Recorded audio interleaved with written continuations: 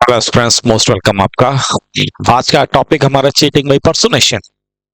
IT act में तो ये ऑफेंस है ही, बीएनएस में भी है, पर आज की हमारी वीडियो आईटी एक्ट से रिलेटेड है, आपके एग्जाम के लिए बहुत ही उपयोगी है, इसलिए आज इसकी बात की जा रही है। आप फोन रखते हैं, लैपटॉप रखते हैं और भी बहुत सारे सोशल मीडिया भी रखते हैं, इलेक्ट्रॉनिक साधन भी है और आपके उसमें साधन के साथ उसके वेज भी उपलब्ध हैं। आपके पास संभवतः कॉल जरूर आई होगी कि मैं यहाँ से बोल रहा हूँ, मुझे पैसों की जरूरत है, या आपका लकी ड्रॉ निकला है और आपको यहाँ बुलाया जाता है, या आपका पार्सल आया, आप इतना पे कीजिए, या एक ओटीपी आया है और आप उसको हमें बताइए। तो ये सारे फेक हैं, यानी फोन वाले ने, जिसने आपको कॉल की, ओटीपी भेजा, कहीं ना कहीं वो अपने आप को कुछ और बताना चाह रहा है और आपसे कुछ अनड्यू एडवांटेज लेना चाह रहा है। तो ओबीएस आईटी एक्ट में इससे निपटने के लिए कुछ अच्छे प्रावधान भी हैं। आइए देखें क्या क्या प्रावधान है। तो सबसे पहले तो जाने चीटिंग बाय पर्सोनेशन, यानी पर्सोनेशन क्या है। सुना होगा आपने cyber crime, digital arrest, cyber hacking, और भी आपने सुना होगा। तो चीटिंग बाय पर्सोनेशन यानी इंपर्सोनेट करना, यानी किसी ने बताया मैं वो हूं जो मैं नहीं हूं। यानी मैंने बताया कि मैं ईडी से बोल रहा हूं, मैं सीबीआई से बोल रहा हूं और आपके पास इतना पैसा इलीगल है और ऐसा है वैसा, आपने फ्रॉड किया है। यानी मैं हूं तो कुछ और, अध्यापक हूं, लेकिन मैंने अपने आप को कोई गवर्नमेंट ऑफिशियल बताया, यानी मैंने अपनी आइडेंटिटी को कहीं कुछ और बताया, इंपर्सोनेट किया, यानी मैं वो व्यक्ति नहीं हूं, मैंने किसी और व्यक्ति का रूप धारण किया, चाहे वो फॉल्सली, मिसरिप्रेजेंटेडली, और भी वेज हो सकते हैं। यहाँ तो आवाज से ही बात की जा रही है और बहुत सारे तो वीडियो कॉल द्वारा भी अरेस्ट कर लेते हैं। तो चीटिंग बाय पर्सोनेशन में कोई डिसऑनेस्टली, फ्रॉडुलेंटली उसने प्रिटेंड किया कि भाई मैं वो हूं, ऐसा कुछ हूं मैं जो मैं नहीं था, और मैंने उस व्यक्ति को इंड्यूस किया कोई भी सामान देने के लिए, कोई प्रॉपर्टी देने के लिए, कोई मूवेबल प्रॉपर्टी, इमूवेबल प्रॉपर्टी भी हो सकती है, वो देने के लिए इंड्यूस किया। तो इस प्रकार से मैं हो गया, मैंने किया चीटिंग बाय एनी पर्सोनेशन। मैंने उसको डिसीव किया, उस व्यक्ति को, कि मुझे कोई वैल्यूएबल सिक्योरिटी दे दे, बेनिफिट दे दे, मनी या प्रॉपर्टी दे दे, इसे कहते हैं चीटिंग बाय पर्सोनेशन। अब इसके तहत, आईटी एक्ट के तहत, इसमें दो सेक्शन है जो स्पेसिफिकली डील करते हैं। Mainly digital arrest, cyber crime और हैकिंग को ये तीनों सेक्शन डील करते हैं।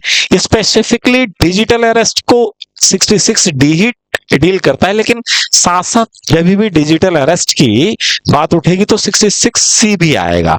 एक एक करके देखते हैं क्या है। कहता है 66 C, punishment for identity theft. Identity theft का क्या मतलब है यहाँ पे, कि मैंने आइडेंटिटी चोरी कर ली। इफ ए पर्सन डिसऑनेस्टली और fraudulently uses another persons electronic signature, password or any other unique identification feature, he shall be punished with imprisonment up to 3 years and fine up to 1 lakh.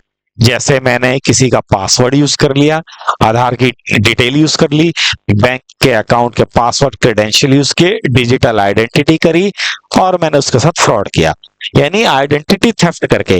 यानी identity यानी signature, identity में आप मानो signature details की, क्योंकि हमने अगर तो कोई ओटीपी डाला, OTP is equal to signature.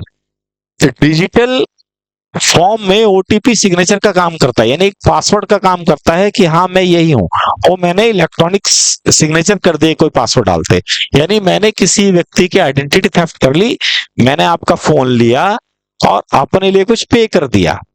ये मैंने आपके साथ, आपकी आइडेंटिटी को मैंने चोरी कर लिया, आपकी आइडेंटिटी को या आपके सिग्नेचर को मैंने चोरी कर लिया, यानी ओटीपी किसी दूसरे व्यक्ति का अपने लिए यूज करना आइडेंटिटी थेफ्ट में काउंट होता है, 66 सी।